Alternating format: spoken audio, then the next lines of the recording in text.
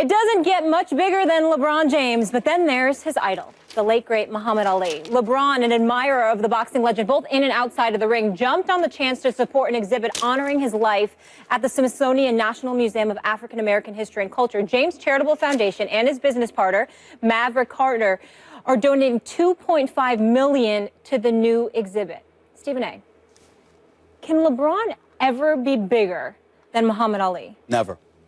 I want to be very, very clear about that. Never, no way on earth.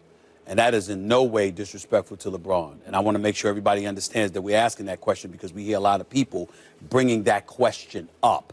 This is not to denigrate or insult LeBron in any way. LeBron is phenomenal, not just as a player, but in terms of his mission, his charities, you know, what the conscientious individual that he is, donating $2.5 million to this cause, you know, putting kids, guaranteeing scholarships to the University of Akron. You know, this guy is going to ultimately empower by educating thousands upon thousands of local youth. And Lord knows what he's doing nationally. So this guy is an iconic figure, and he deserves our respect and appreciation. But Muhammad Ali, civil rights era, what he meant to us as black people, and I know it's not just black people whose lives that he touched, but make no mistake about it, in our opinion, there's a lot of lives that he touched later. He touched us immediately. He basically reminded black people that we were special, that we were a great people, that we should not in any way accept being denigrated, that we deserve human and civil rights just like anybody else, that we are black, that we are beautiful, and we have a reason to be proud of ourselves. When you consider the history of this country and the way black folks have been affected by the insidious behavior on a part of America from an historical perspective, for him to do what he did for us, being a member of the Nation of Islam, speaking up the way that he did, taking on all comers, including the federal government, and ultimately winning this, and suffered through the process. A lot of times we talk about sacrifices folks need to make, but more often than not, Max, we find ourselves talking about the sacrifices folks need to make because they don't necessarily do things that are uncomfortable. Muhammad Ali, that can never be said about him. He's the greatest of all time. LeBron James is doing great things, and he should be commended for it. And he's one of the great athletes in the history of this country. He will never be as big as Muhammad Ali, and he probably knows that. He does. Muhammad Ali is the greatest, not only because he was the greatest heavyweight who ever lived in the ring. Like, he had to do that. He actually had to go out and beat Sonny Liston and Joe Frazier and George Foreman and all those guys. In the greatest era ever for heavyweights, he actually had to beat all those guys. He had to be better than them, or he would not be remembered the way he is today. But in addition to that, he stood up for what he believed in. There was a scene in the Will Smith, the Michael Mann movie, The Greatest. Ali? The Ali movie. Or the Ali, I guess it's called. Yep. Where and this is based on something that happened. It's a true story. Ali is running in Zaire, in Kinshasa, Zaire, through the alley, and he comes across a mural of him crushing a warplane, as like a giant crushing a warplane, and he realized at that moment, this is bigger than him. He's affected the entire world. And so he had to beat George Foreman, who no one could beat.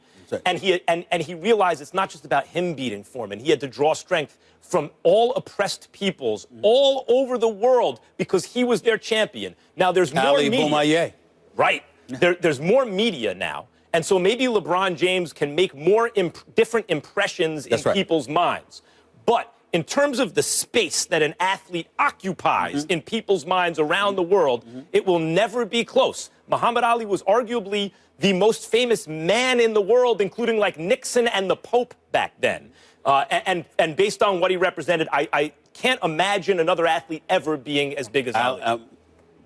Muhammad Ali knew he would be vilified, knew he would be ostracized, knew he would be hated, and knew just as much that his financial stability would be severely compromised. I don't know of too many athletes.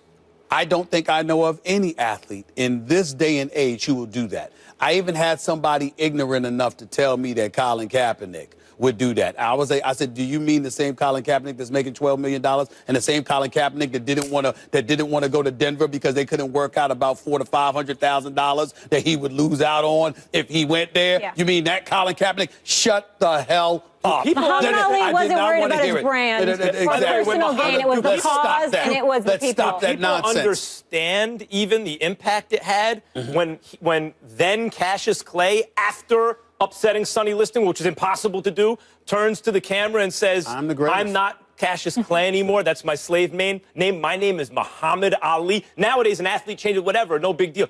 Back then, that alone sent shockwaves around the entire globe. And as an aside, it's important to point this out.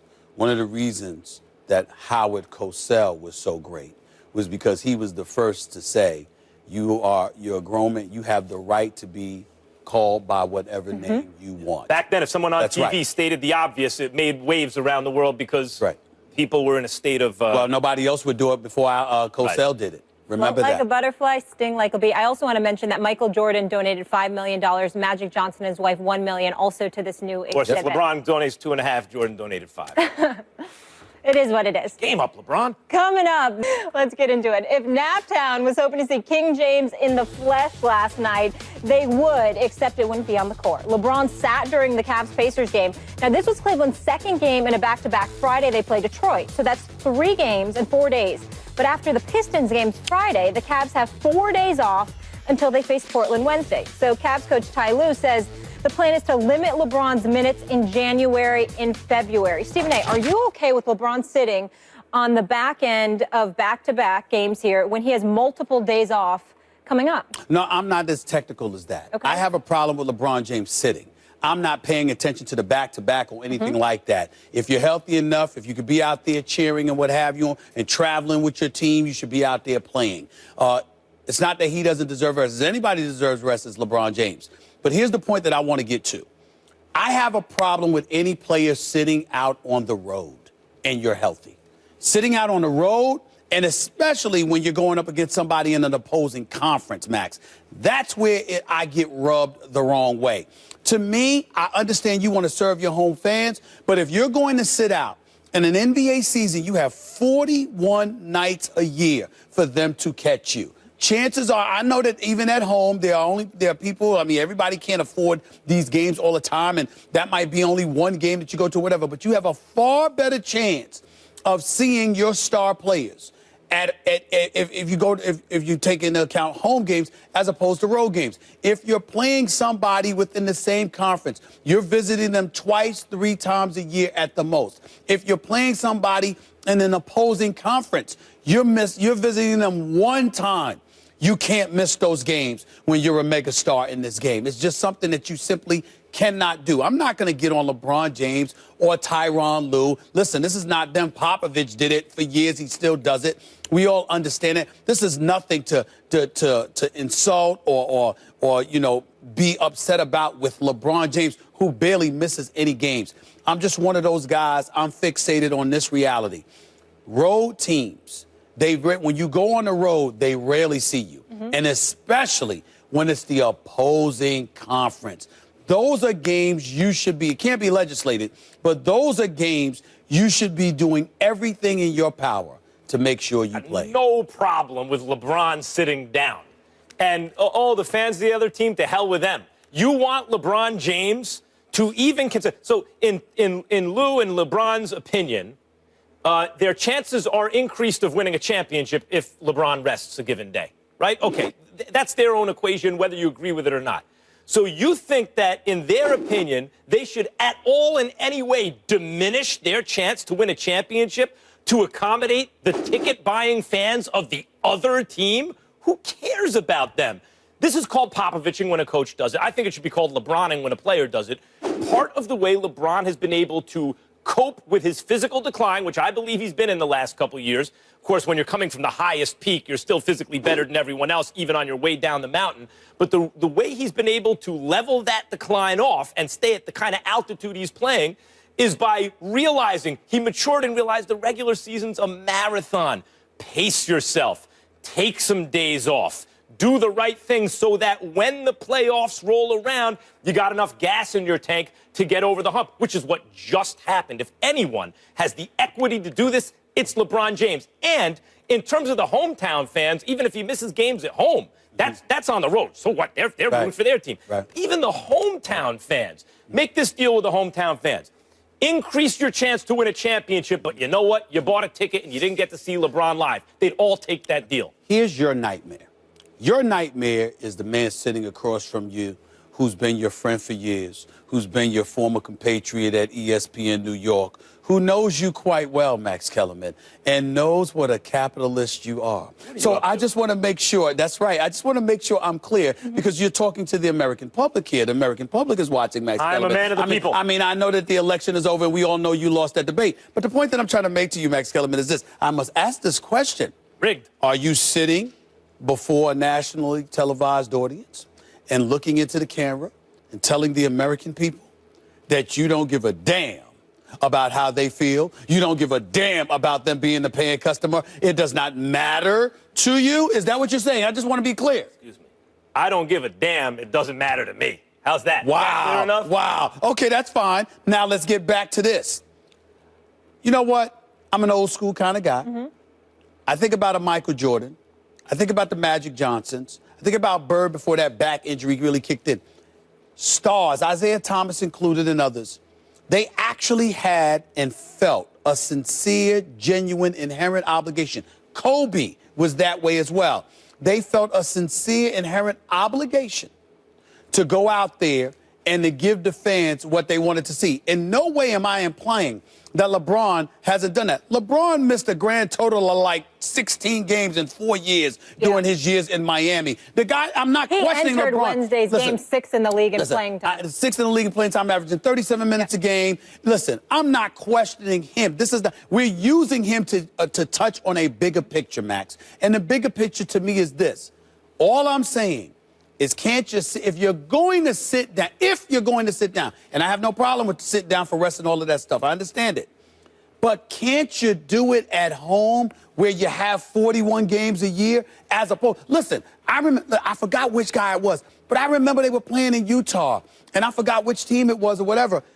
You didn't play in Utah. You're an Eastern Conference team. They're not going to see you. Yeah, but he cares more about the Cavs. I want to address that. That's what I'm saying. That's my biggest thing. Let's take Michael Jordan out of this because he was a cyborg. Well, what about Karl Malone? What about John Stockton? Malone also was fit, but most of the other stars of yesteryear were not playing. There is much more exertion in the NBA now, physically, than there used to be. Off-season training regimens, playing defense every night on every guy. You can even talk to the old-school coaches, Pat Riley, all those guys. And they'll tell you, back in the day, it's who were you going to guard that night? Today, it's you got to guard everybody. It's a more sophisticated, higher, faster-paced game. Wait a minute. One, two. Hold on. Let me stay with that point. Let me stay with your point.